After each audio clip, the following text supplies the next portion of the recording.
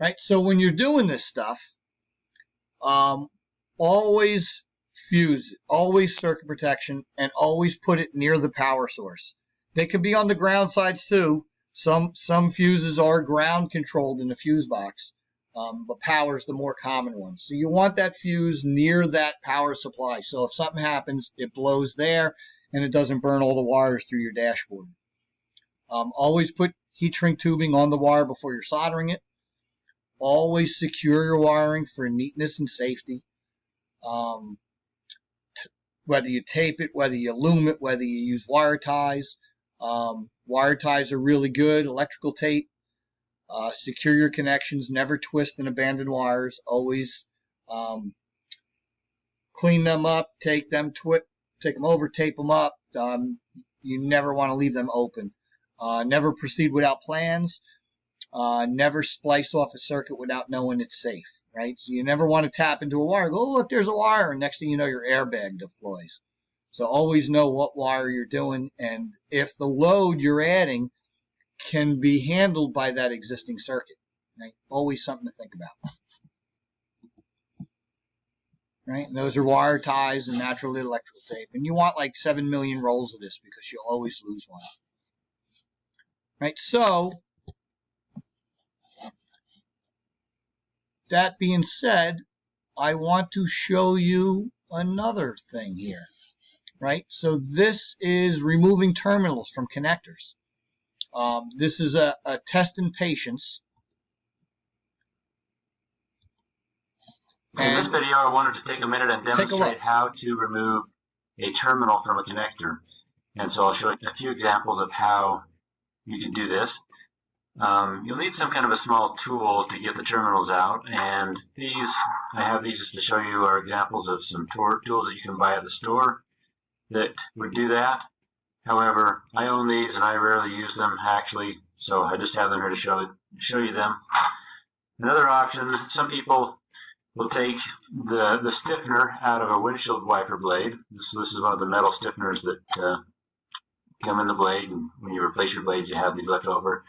And they'll cut these to make little tools they can use to remove the terminals.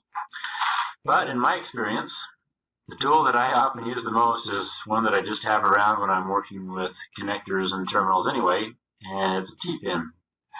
It seems to fit almost all of them and works very well. And maybe I like it best just because it's handy. But here's how you do this. I'll show you some examples. Every connector is just a little bit different. This one right here, for example, has a plastic piece that snaps over the top. We've got to remove it first. Okay, so on this connector, you can use a screwdriver for this first part if you want to, or the T-pin might work. We've got to just remove this plastic piece. And once I take that off, I can see the 4 terminals in there.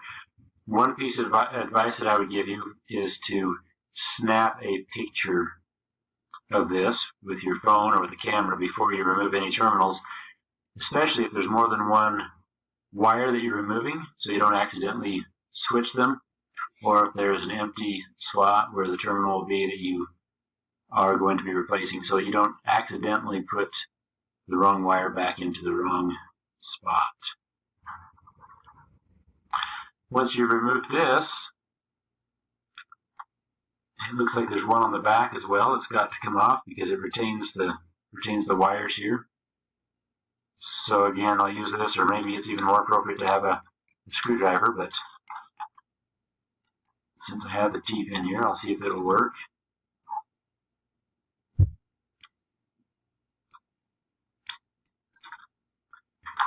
We'll remove this black wire first. So you'll notice as you look down into here, there is a plastic tab that locks each of these terminals into place. And so all I've got to do is pull this plastic tab away from the terminal while I'm pulling the wire out the back with my other hand. And it comes out just like that. Pretty simple. Notice this, it's got a rubber seal here. That's to keep moisture from getting into the connector.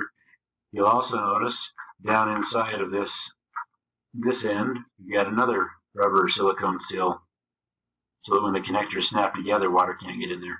It's important that we don't lose those. Those do keep the connectors from becoming corroded and getting resistance. And now to put that back in, just make sure that I put it back in the exact same direction that it came out.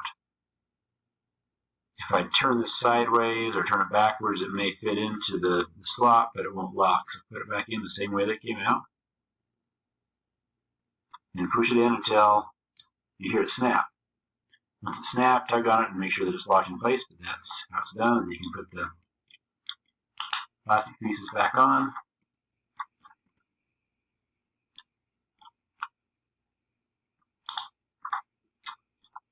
Like that. Now I have a couple of other connectors. I'll just show you briefly how they work. They're slightly different. This one here looks like maybe it's from a fuel injector. I don't see any plastic retainer on the top side here, but on the back, it's got this piece right here that we just need to pop off. And then it looks pretty much the same way over here on this side. You can't see it quite as well, but you stick the T-pin down in this hole here and pull the tab back, remove the terminal. I'll pull one more over here. This one is just a little bit different. There's nothing on the back in this case, but there is, look at the top, just some kind of a plastic retainer that has to come out. Once you pull that out, you'll see the same thing.